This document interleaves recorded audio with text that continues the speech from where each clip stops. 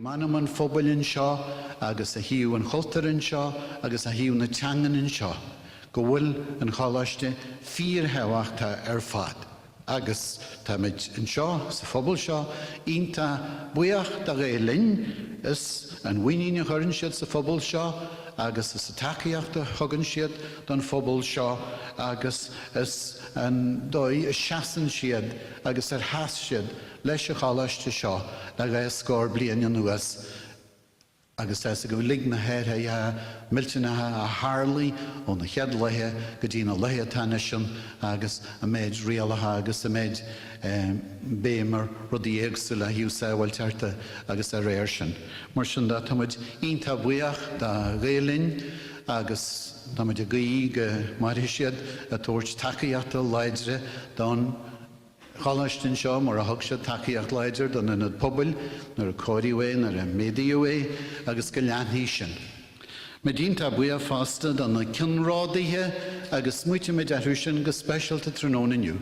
Locht na naislingaí, locht na físe, locht na mar a gladí na blianta móra fada ó hain. Bhín chead léacht an sin na caint na daoine cailú le bhhaidhróin chuid acu cailúil, chuid acu nóil go cailúil sin agus néireacht ionta a deag se dogain. Mar sin na tróna inniu muite me dearhachas saoil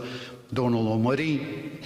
náhfuil linn go fáil bhí tróna agus tá an go Donal ar chean donna cheadaoine ar bhí se go bhí le gé linn go náam sin go scór blianaithain a bhí ionta táhaachta am mna na choláiste agus Mary O'Neill creidir an príomhhaine an seo an sa cheantar a bhí fíor táhaachta agus muite me ar bhéirí a ríist tróna agus ar na daoine eile atá ar chlína fírinne mar nóir an átain agus Martin O'Shiel agus léir mór daoine eile a bhí ionta dílis an choláiste. Mar sin dá bhfuil malú mór tróna dífa seo lig a bhaíon choláiste agus rón smuitiú seo acu. Agus an sin malú mór tiltte fásta ag na daoine a na dhé sin a bhaí an tunad pobalinn seo agus a chur leis an na dhé sin agus a rís tá luhaidhór an ggóil machchas saoil fáilinn seo de bur go dían díhila ar féin am blianta fada agus go minic is snáhaine an na neasa sna blianta sin a héin agus Rosemary agus Molly agus léir mór daoine eile bhí ar chaistíonn seo chinnti go bhfuil a tunad bré seonis ag a choláiste agus go bhfuil gath é seán agus tiiliú é seanaí mar a teasa go wascail gan bhuiileanis leis Shoppa coffee agus anrod chuistéie mar sin dá táid ionta buíoch ar fad agus fachamín mhór ag na cinrádaí sin a lig agus an sin ag coiste na paréiste chumáid táhaid níos scríomhaíon sa nunad an seo le blianta nuas. Mar sin dá Vermid buíochas tróna agus muitiid ar a hananne a chudaí leis an aisling iontach seo a chur ag grí. Tá a gunne dús baie nar a hasise siad go raibh sé ionta bag, chead bbliain scór blianaithain narrán na na ceadtaithe sílam agus ar na ceadtaithe sin ar náid bhí ceadtaithe san sin agus í chuineáil scalarí na múntarínis le ré scór bliain agus is iontach a bag mar sin ach de réir heile bhédaí se agus táid iontach buíoch sin. Mar sin dá gortir a gomhine dún ar ríist gur dar léart a caintear a rudatá uasal a rudatá luachhar a rudatá anara gus muitiid tróna go foiú éireacht ionintach heabhachta hévéir agan agus go bhfuil a choláiste ionintach táhachta agus go bhfuil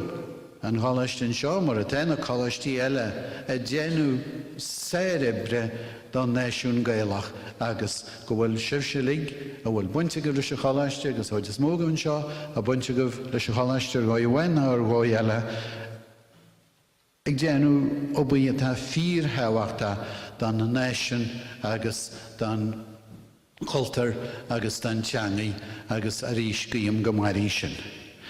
Rud a bhaine tharla gur thoisiimiid seo tróna leis an afran is tógáil crí dúsa ó dílis agus a bhí an choláiste gcónaí don afran mar a teasa go phobal an seo bhí an afran acu an seo ahan teartain agus ní bhain don na scalarí agus den nuireann a dá phobal na héite a higus le hafran deas go idéan seo tróna de sairn na go se fóbun agus a ríist tá luha arab go bhfuil a bhéim sinna chu a gcónaí ag chaiste an seo ar a dhéréis sin dargaltar agus go bhfuil a gcónaí béim mhór ar an áfrian agus ar bhéar an fuirteach an. A níos fosamsa hart an áfrin in isné an áfrin í háarn na dórna an blianta nuas na chead blianta bhí man seo tróna de sairn bhíine teartta néfadí émainn gnéirí tí a bhair agus Jeff Adamsa agus Paddy teartta headóid agus Robin de dí sin caran í eile na dhé agus chahead le taimú sem mai go sí siar stamachchus éisteart le na qualifiers sinna chumán ar sin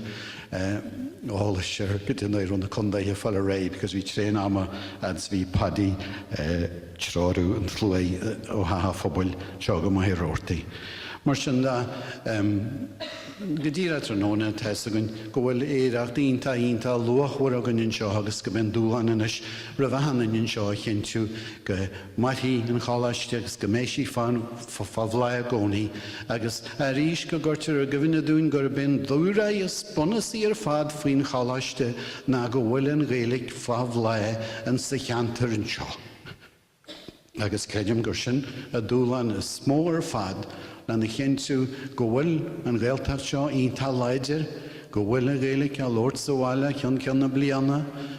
is an galanta na poistíhann seo tróna agus tuigeann siad sin fásta go dtí chu táhachta agus teise go mar siad sin na ríirithe se de níos a Lord na Gaeilge leine i le sa bhaile agus mna bol a Gaeilge an seo fág le, mna bhfuil sí leidir, mna bol sin a Lord na níomhaín chalaiste head. Mar sin sin dúlan ionta mór dúine lig a chéintú gur pobl leidir Gaeltacht a bheits an na gcónaí agus gur sin na bongúra ar fad don chalaiste an seo.